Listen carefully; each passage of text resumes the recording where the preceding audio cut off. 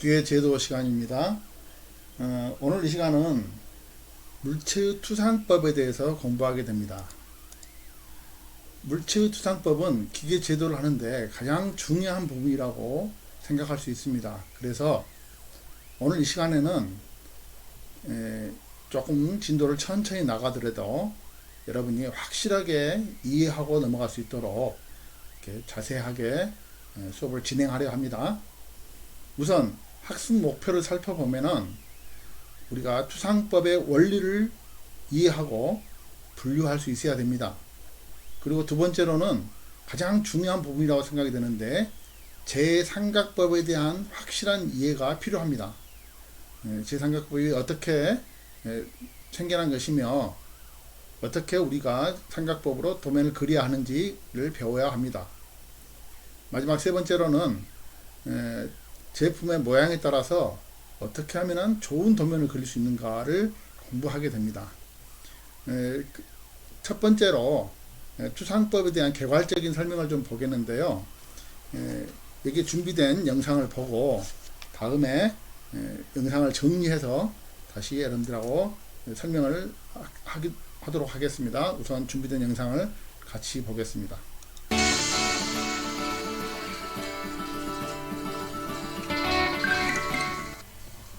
궤도에서 설계자의 의도를 파악한 후 도면 양식을 규격에 맞게 도면의 크기 선택, 도면의 기본 양식인 윤곽선, 표제랑, 중심마크, 구역 표시 등을 표시한 기본 작업이 끝났으면 본격적인 도면 작업에 들어가야 합니다.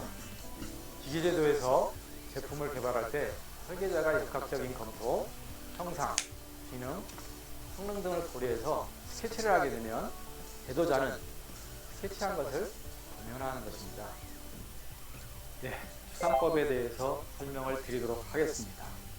이 투상법은 그 물체의 형상을 가장 정확하게 지면으로 옮길 수 있는 방법입니다. 그래서 이 투상법을 할 때에는 보시는 바와 같이 눈, 여기에는 광원이라고 보시면 되겠습니다.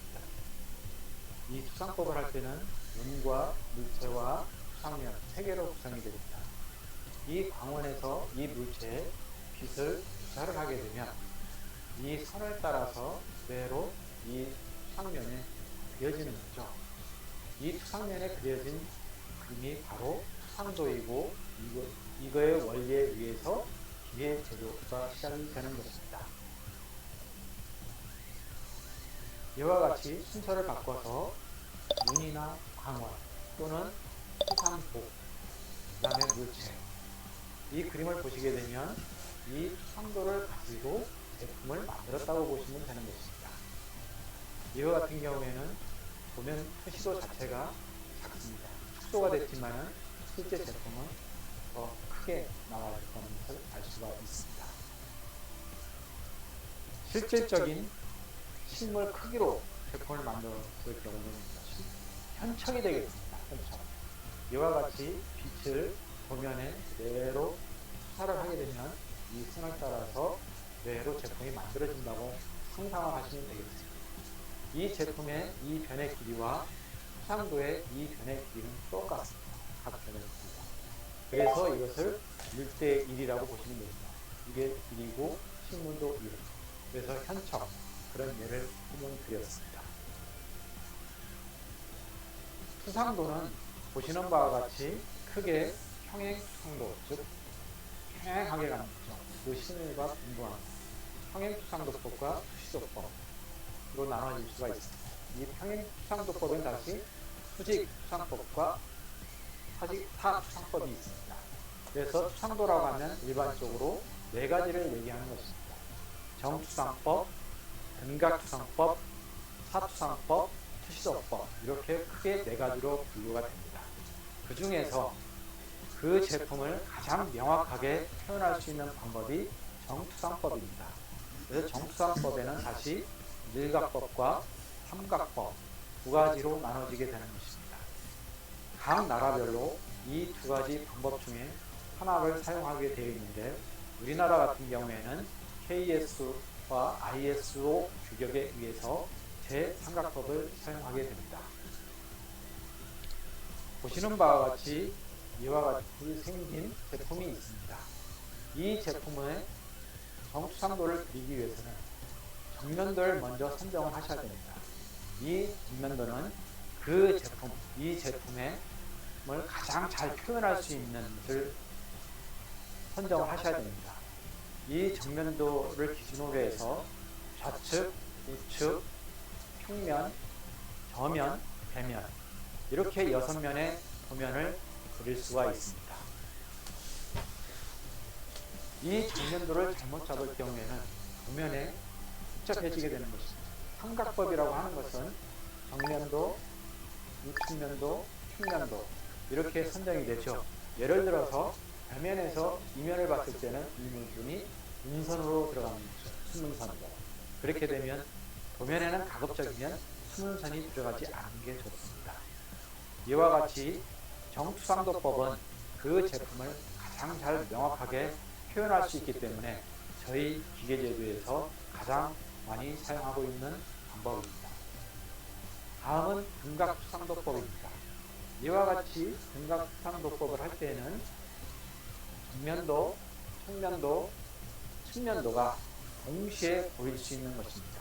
그래서 등각투상도법은 대부분이 다 조감도를 그린다든지 제품 사용 설명서를 그릴 때 가장 많이 활용되는 방법들입니다.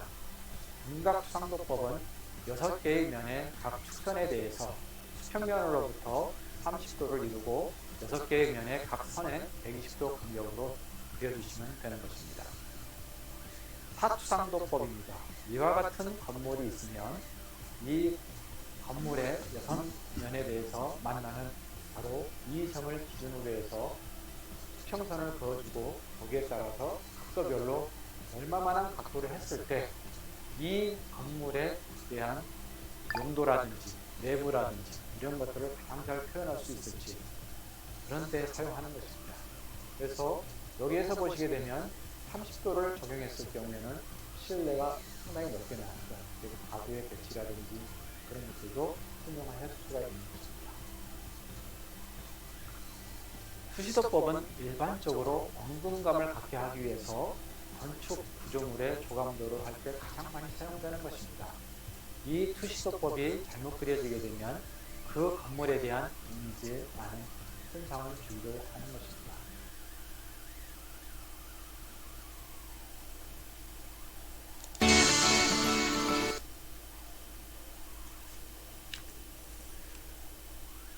투상법에 대한 동영상을 함께 봤습니다. 다시 한번 정리하여 설명해 보면은 투상법이라는 것은 포인터를 사용해서 하겠습니다.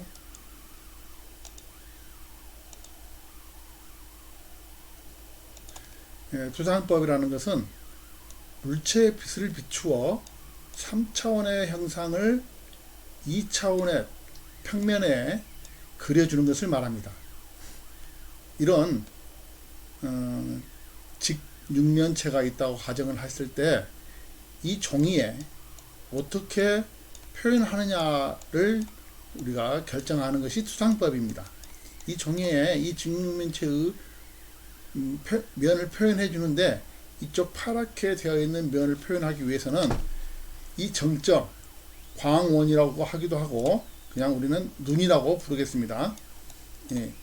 이 눈에서 이 종이를 통과해서 여기에 보이도록 이렇게 연장선을 그어주면은 만나는 지점들, 이 지점을 우리는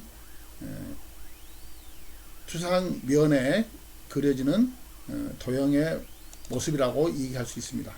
이렇게 비치게 되겠습니다.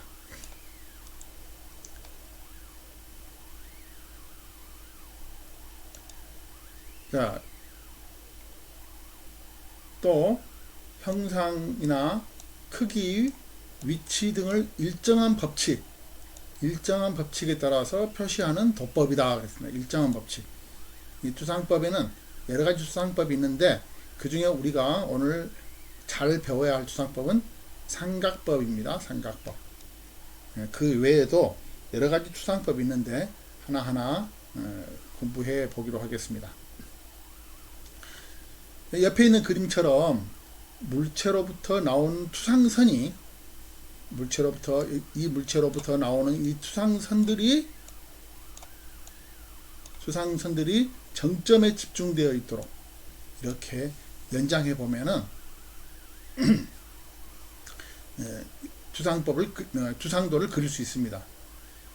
투상면이 물체로부터 멀어지면은 투상도의 크기도 점점 작아지게 되겠죠.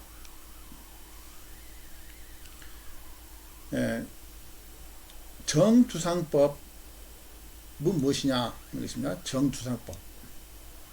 좀 전에 그림에서는 여러분들 다시 보면 알겠지만은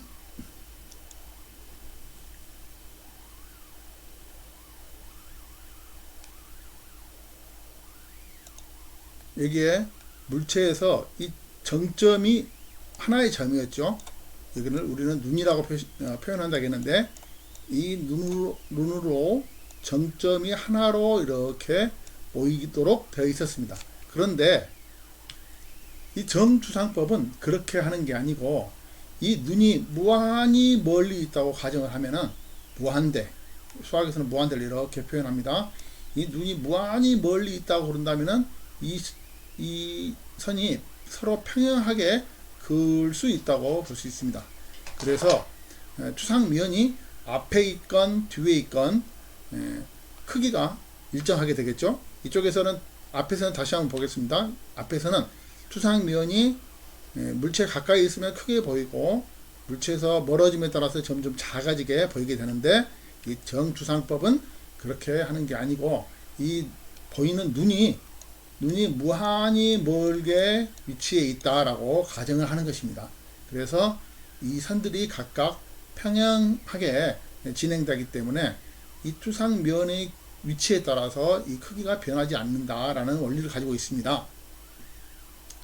그러니까 같이 물체로부터 나온 투상선이 투상면의 수직이며 서로 평행하다라고 가정을 하는 것입니다. 수직이고 서로 평행하다 라고 가정을 하는 것이 정투상법의 원리입니다. 투상면이 어느 위치에 있어도 투상도의 크기는 항상 일정하다. 투상면을 이 종이를 어디에 갖다 두든지 이 면적은 동일하다라는 가정하에서 정투상법을 그리는 것입니다. 자, 투상법의 종류를 분리해서 보면은 투상법에는 평행투상과 사투시투상이 있습니다. 평행투상과 투시투상이 있습니다. 평행투상과 투시투상이 있는데 투시라는 것은 우리가 바라본다라는 뜻이죠. 그래서 평행투상과 투시투상이 있는데 우리가 가장 심도 있게 배워야 할 것은 여기에 나와 있는 제3각법입니다. 평행투상은 다시 사투상하고 직각투상이 있는데요. 직각투상에는 정투상과 축축투상이 있습니다. 그래서 네 가지 것을 얘기한다고 했는데 정투상법, 축투상법, 사투상법, 그 다음에 투시도법 이렇게 네 가지 것으로 얘기해 볼 수 있겠습니다. 우리가 배워야 할 가장 중요한 것은 제3각법에 의한 투상법, 이게 가장 중요하다고 했습니다. 보통 투시도는 건축물을 그릴 때 많이 사용합니다. 건축물, 조감도, 건축물의 조감도를 그릴 때 투시도를 사용하고 기계 분야에서는 거의 삼각법에 의한 정투상법을 많이 사용하고 있습니다. 다양한 투상법이 있는데요. 투상도는 눈의 위치나 물체 놓임 방향에 따라서 형태나 크기가 달라진다라고 설명하고 있습니다. 이 정투상도입니다. 정투상도는 바라보는 눈이 무한히 멀게 있다고 가정을 하고 이렇게 투상면에 직각으로 연장선을 그어서 그 투상면을 그려내는 것을 정투상도라고 한다고 했습니다. 자, 여기 이쪽 면을 이 면과 또 여기 있는 면을 이쪽 종이에 그려낸 것입니다. 이게 정투상법이고요. 등각투상도라는 것은 어떤 물체의 밑면의 각도를 똑같이 등각으로, 양쪽이 똑같다라는 의미입니다. 등각으로 투상하는 것. 이렇게 하면은 물체의 세 면을 한꺼번에 볼 수 있습니다. 그래서 모양을 직관적으로 우리가 알아볼 수 있다는 장점이 있습니다. 그 다음에 사투상도라는 것인데, 여기서는 양쪽이 똑같은 각도로 이렇게 변경해서 물체를 그렸는데, 이번에는 한쪽은 원래의 선과 평행하게 놓고 한쪽 선만 이렇게 각도를 갖게 만드는 것이 사투상도이겠습니다. 등각투상도, 사투상도에 조금 이렇게 혼합해서 쓰는 방식이죠. 한쪽의 각도는 좀 작게, 한쪽은 크게 이렇게 하는 부등각투상도가 있겠습니다. 투시도법인데요. 평행투시도법. 투시도법을 보면 이게 이렇게 한 점에 무한히 연장하다 보면 한 점에서 만나겠죠. 이런 식으로 이게 평행투시도법이고, 유각투시도법이라는 것은 이쪽에 각을 서로 가지고 있다는 얘기입니다. 이런 식으로 각을 가지고 있다. 경사투시도법도 비슷한 원리가 되겠습니다. 이 시간에는 여기까지 하고, 다음 시간에 여러분들이 주어진 과제물을 조금 작성을 해 봐야 됩니다. 그런데 한번 설명해서 이거 잘 안 되기 때문에 이거를 두어 번 내지 세 번 정도 여러분들이 반복해서 들어주시기를 바랍니다. 그래야 다음 시간에 진행하는 과제물을 만들 수 있게 되는 것입니다. 꼭 두세 번 정도 다시 반복해서 들어주시기를 바랍니다. 이상으로 강의를 마칩니다.